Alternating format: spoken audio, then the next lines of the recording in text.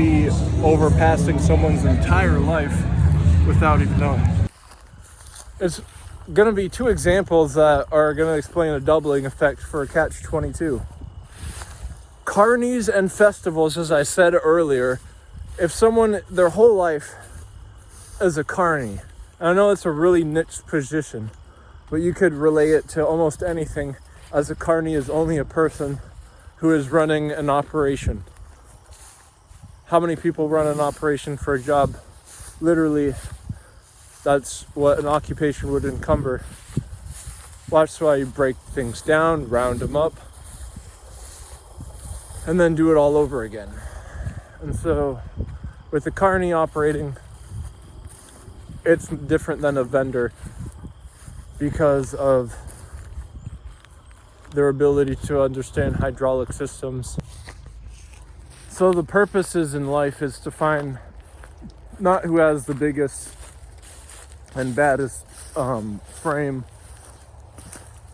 but to understand what we all need the most and make that as big of a frame possible. And being humble if you don't understand someone's standpoint. Where I was at a festival earlier, I was looking around. Usually there's like a guy on stilts and he's walking down the center of the road as a joke.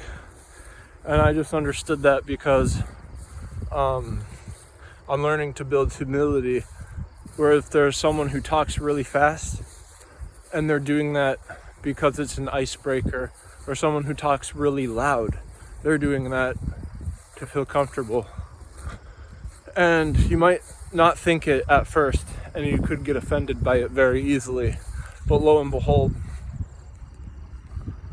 if you do the same thing to them, you can 9 times out of 10 do it more than they can. It's the small things that allow you not to overcompensate, but actually make a difference just for a small reason of it having a few crumbs or being inverted.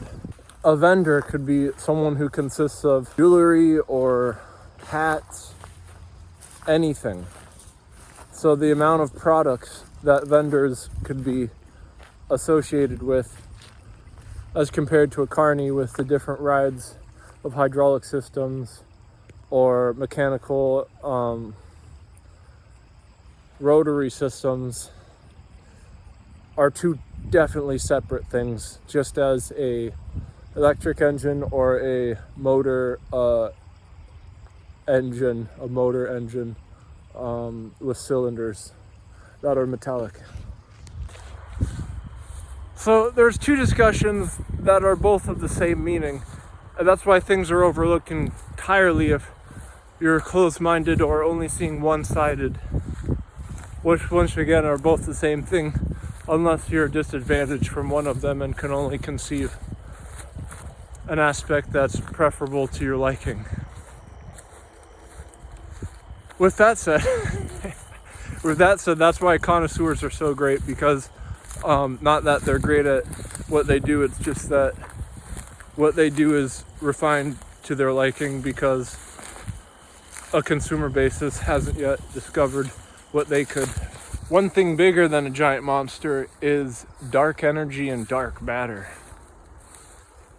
So there's two things that the best science in the world don't know. How cells divide in birthing fetuses, how the brain functions in collecting and keeping memories.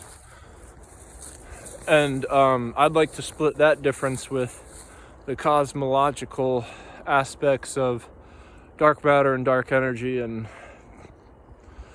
trying to understand how they get interplay with the brain and the cell division of a fetus. I think that the construct in the middle, like if you keep something inside of a rubber band ball or a wicker ball, what if the cell division and the brain cognition over a person's lifetime compared to dark matter and dark energy, the makeup of literally like 97.8% of the universe as it expands, is so minute that one person's life of like 75 years is actually having to do with being inside of dark matter and dark energy, so much that it's just the aura of a person, their energy and what they expel out through their entire lifetime, their emotion of what they feel is right, is more significant than the material flesh of their brain or the cellular division of the proteins and everything that makes up a fetus. Do you know how much nutrients has to be inside of a egg in order for it to start to formulate a body? Quite a bit of nutrients. And not even all that nutrients means that much in the grand scheme over a lifetime, even all that different formulations and comparisons of the neural pathways linking to the brain. It's just the person's raw intuition of what they felt most of in life. I think has a specific aura energy that would be at the makeup of the intermaking of the dark matter and dark energy. And I think that is the reason why it's so hard to understand, is because no one can actually put their thumb on one of those three, because there's internally like an external vector and a scalar. Just like a constant acceleration is a velocity.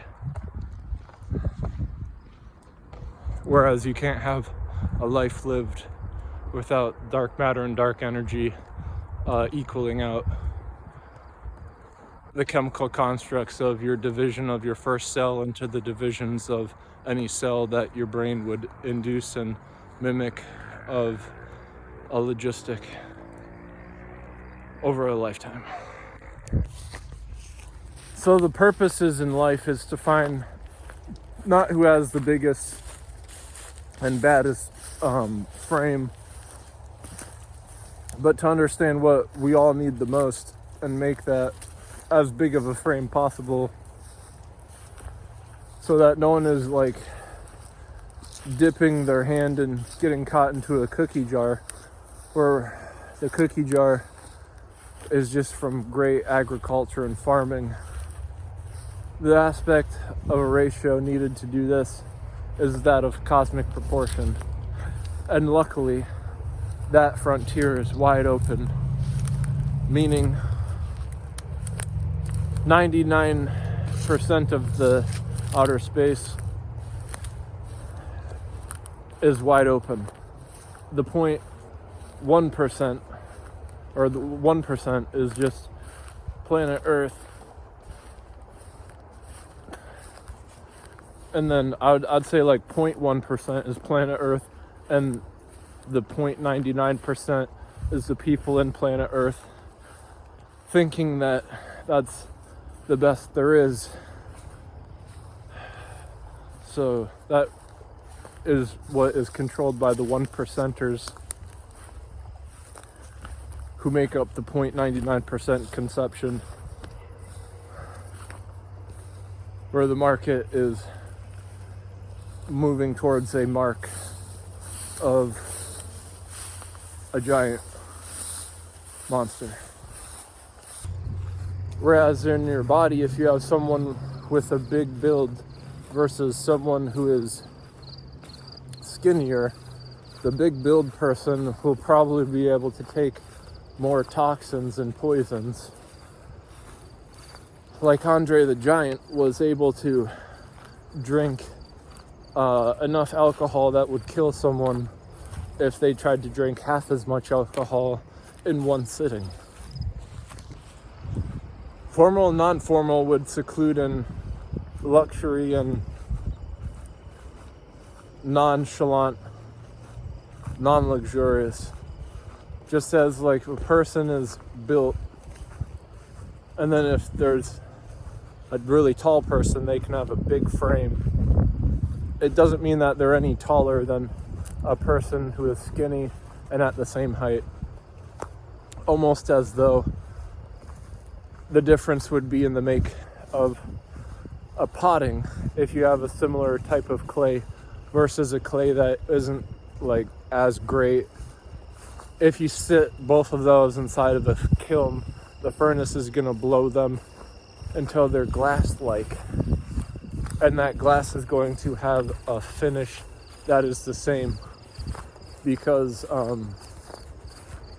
it's not the clay that's going glazed over it, it's the finish after being applied some like proponents and stuck into a furnace that makes it have like a glass-like formation. Now, whether that breaks is a different attribute, especially when it comes to like rounding. And like a turret is like a castle turret, and inside of it the wood can be like rounded if it's wet, and then you round the wood when it's wet.